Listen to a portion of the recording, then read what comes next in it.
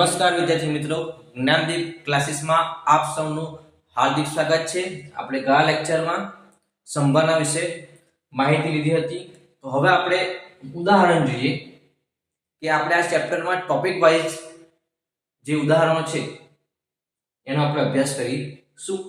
તો પહેલો જે ટોપિક છે ટોપિક કયો છે કે દડા અને લખોટીના ઉદાહરણો। ગયા લેક્ચરમાં આપણે સંભાવનાનું સૂત્ર જોયું હતું।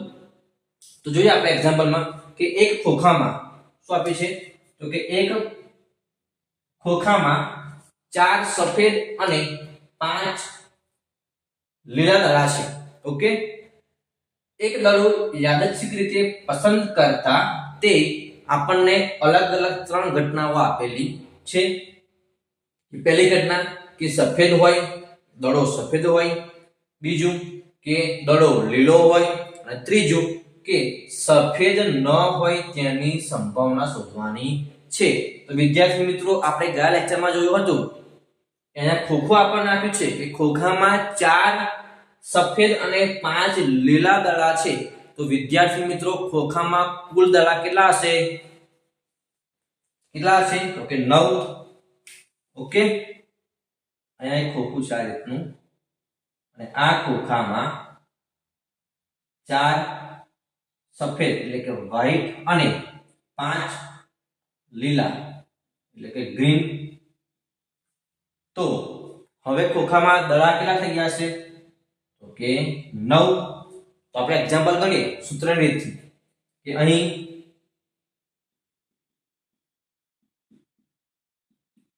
ખોખામાં દડાની સંખ્યા કેટલી છે કે 9। ओके, તેથી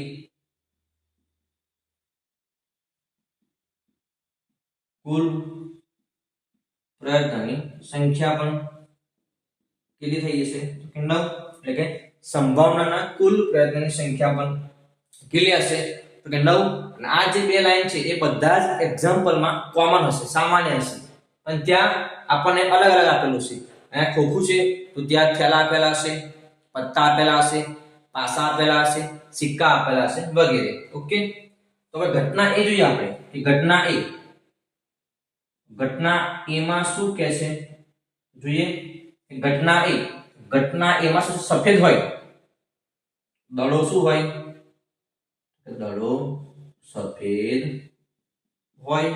હવે સૂત્ર પ્રમાણે આપણે જઈએ કે ઘટના એ ઉદ્ભવે તે માટેના પ્રયત્નની સંખ્યા। ઘટના એ ઉદ્ભવે તે માટેના પ્રયત્નની સંખ્યા કેટલી સંખ્યા? ઘટના એ ઉદ્ભવે તે માટેના પ્રયત્નની સંખ્યા એટલે કે સફેદ દડા કેટલા છે તો કે સફેદ દડા કેટલા છે 4 છે એટલે કે 4। તો હવે સૂત્ર પ્રમાણે P of A બરાબર ઘટના એ ઉદ્ભવે તે માટેના પ્રયત્નોની સંખ્યા અથવા પરિણામની સંખ્યા છેદમાં કુલ પ્રયત્નોની સંખ્યા માટે P of A ઘટના એ ઉદ્ભવે તે માટેના પ્રયત્નની સંખ્યા કેટલી છે તો દડા સફેદ કેટલા છે 4 એટલે કે 4/9। તો આપણને પહેલી ઘટનાની સંભાવના મળી ગઈ, કેટલી મળી ગઈ ઓકે 4/9। ઓકે,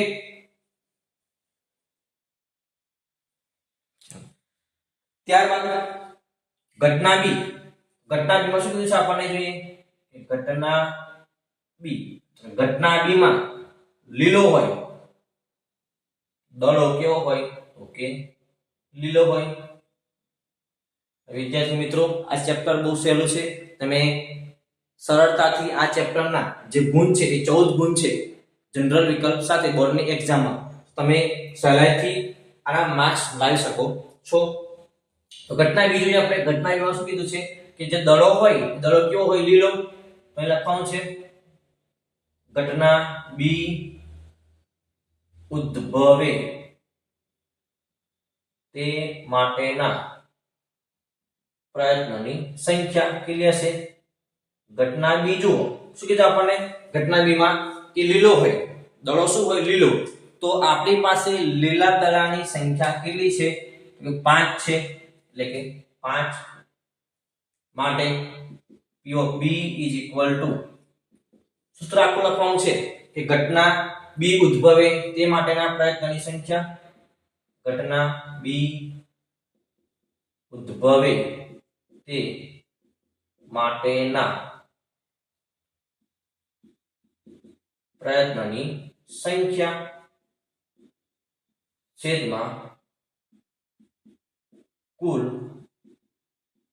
પ્રયત્નોની સંખ્યા, તો P of B is equal to ઘટના બી ઉદ્ભવે તે માટેના પ્રયત્નોની સંખ્યા કેટલી છે? 5 છે, તો 5 ભાગ્યા કુલ કેટલા છે? કુલ બદલાય ના, કુલ આપણા જે છે તેનાથી જ રહેશે. કુલ કેટલા છે? 9, તો આપણને P of B પણ મળી ગયા. હવે ઘટના C, ઘટના C બહુ અગત્યનું છે. ઓકે, ઘટના જે C છે એ બહુ અગત્યનું છે અને આમાં જ ઘણા વિદ્યાર્થીઓ આમાં ભૂલ કરે છે. તો જોઈએ આપણે ઘટના C શું કહે છે કે સફેદ ન હોય દડો જે છે એ દડો શું હશે? સફેદ ન હોય.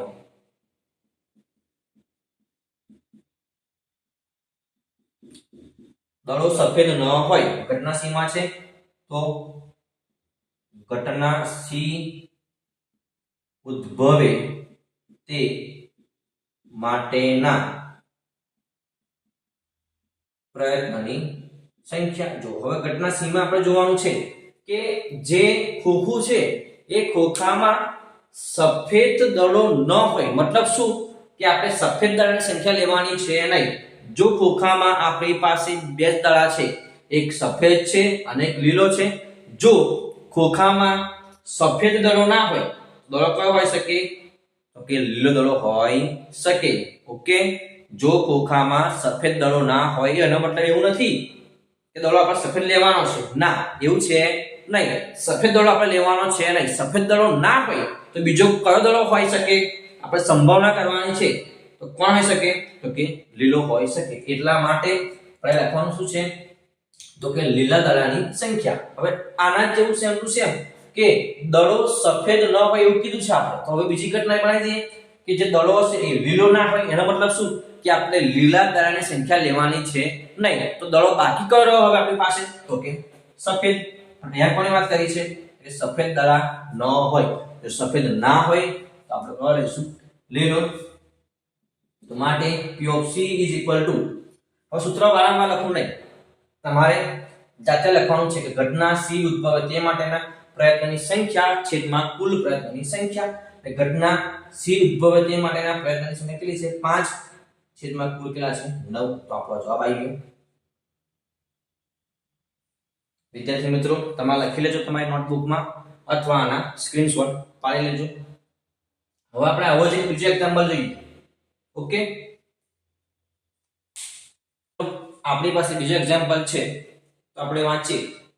એક થેલીમાં 5 ભૂરી અને 8 સફેદ લખોટી છે. યાદચ્છિક રીતે એક લખોટી પસંદ કરતા તે આપણી પાસે 3 ઘટનાઓ છે. કેટલી ઘટનાઓ છે? 3. કે જે લખોટી હશે એ લખોટી ભૂરી હોય. ઘટના B માં આપણને કીધું કે સફેદ હોય, અને ઘટના C માં આપણને કીધું કે તે શું હશે? કે સફેદ ન હોય તેની સંભાવના શોધવાની છે. વિદ્યાર્થી મિત્રો, આપણી પાસે થેલીમાં કુલ લખોટીની સંખ્યા કેટલી હશે તમારે કહેવાનું છે. તો કેટલી હશે? તો ગણવાના છે. ત્યાં 5 છે અને 8 છે, એટલે 8 ને 5 13 લખોટી થેલીમાં છે. કેટલી લખોટી છે થેલીમાં? તો 13 લખોટી છે. લખી દઈએ આપણે અહીં થેલીમાં લખોટીની સંખ્યા કેટલી છે? 13 છે, એટલે કે 5 + 8 એટલે 13. તેથી કુલ પ્રયત્નની સંખ્યા, તેથી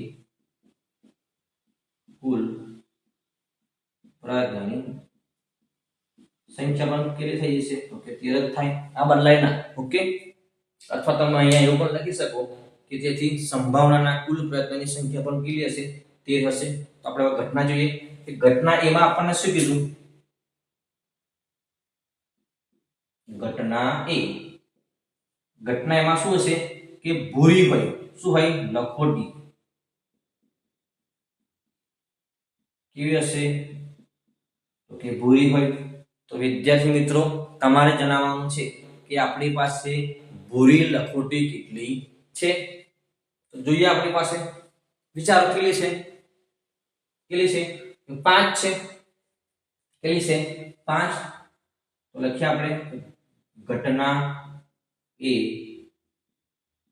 ઉદ્ભવે તે માટેના પ્રયત્નોની સંખ્યા. ઓકે, તો સંખ્યા કેટલી છે? લખોટી ભૂરી કેટલી છે? તો કે 5 છે. તો કે 5. અને સૂત્ર આપણી પાસે હતું કે P of A is equal to ઘટના એ ઉદ્ભવે તે માટેના પ્રયત્નની સંખ્યા છેદમાં કુલ પ્રયત્નની સંખ્યા. તો આપણી પાસે પ્રયત્ન કેટલા છે? 5 છે. કુલ કેટલા છે? તો કે 13. એટલે કે 5 ભાગ્યા 13. તો આપણને આ પહેલી ઘટના મળી ગઈ. ઓકે, ત્યારબાદ ઘટના 2 માં પણ શું કીધું છે કે સફેદ હોય. લખોટી કેવી હશે? તો કે ઘટના બી લખોટી કેવી છે? લખોટી સફેદ હોય. તો મારા વાલા વિદ્યાર્થી મિત્રો, તો તમે જ તો તમને આવડી જશે. ઓકે, સફેદ કેટલી છે? તો કે 8 છે. કેટલી છે? 8 છે. તો ઘટના બી ઉદ્ભવે, ઘટના બી ઉદ્ભવે તે માટેના પ્રયત્નની સંખ્યા. તો કે 8 માટે સૂત્ર આપણી પાસે છે P of B, કેમ કે ઘટના બી છે. Okay, P of B is equal to ઘટના બી ઉદ્ભવે તે માટેના પ્રયત્ન સંખ્યા 8 છેદમાં કુલ કેટલા છે? 13. આપણને P of B પણ મળી ગયા. કોઈને એવો પ્રશ્ન થતો હશે કે સાહેબ તમે A B કેમ લો છો? એવું જરૂરી છે ને કે આપણે A B લઈએ. તમે E F G M N O ગમે તે લઈ શકો છો. તમારે 4 ઘટના સુધી પ્રશ્ન પૂછે. કેટલા ઘટના સુધી? 4 ઘટના સુધી. જો પ્રશ્ન 2 માર્ક્સનો હોય તો 2 ઘટના હશે. જો પ્રશ્ન 3 માર્ક્સનો હોય તો ઘટના 3 હશે. અને જો પ્રશ્ન 4 માર્ક્સનો હશે તો ઘટના કેટલી હશે? 4 હશે. ત્યારબાદ ઘટના સી. ઘટના સી માં શું છે? સફેદ ન હોય. લખોટી જે છે એ લખોટી સફેદ ન હોય. તો તમને આવડી જશે. સફેદ ના હોય એનો મતલબ શું? એ કોણ હશે? ભૂરી હશે. ઓકે, અહીંયા આપણી પાસે થેલી છે. બરાબર છે. આ થેલીમાં જોઈએ આપણે થેલી બનાવીએ. થેલીમાં આ ટાઈપની થેલી છે. ઓકે, થેલીમાં આપણી પાસે 5 ભૂરી છે. 5 ભૂરી. 8 કેવી છે? તો કે સફેદ. ઓકે, આપણે કીધું શું યાર કે સફેદ ના હોય. સફેદ ના હોય એટલે એનો મતલબ શું? આપણે સફેદ લેવાની છે ને સફેદ છે જ નહીં. તો બાકી કોણ રહ્યું? તો કે ભૂરી. તો આપણી પાસે ભૂરી લખોટી કેટલી છે? તો 5 છે. એટલે ઘટના સી ઉદ્ભવે તે માટેના પ્રયત્નની સંખ્યા કેટલી હશે? તો કે 5 માટે ઘટના P of C is equal to 5 ભાગ્યા કેટલા છે? આપણી પાસે ટોટલ 13 છે. અહીંયા આપણને પ્રશ્ન જવાબ મળી ગયો. બહુ સહેલું છે ચેપ્ટર. તમે સરળતાથી આના 14 ગુણ લાવી શકો છો. હવેના પછીના જે આપણો લેક્ચર હશે એ લેક્ચરમાં આપણે ભણીશું કે સિક્કાઓ વિશે અભ્યાસ કરીશું. ઓકે, કોના વિશે? તો કે સિક્કાઓ વિશે અભ્યાસ કરીશું. તમે આ લખી લેજો તમારી નોટબુકમાં અથવા એનો તમે સ્ક્રીનશોટ પાડી લેજો.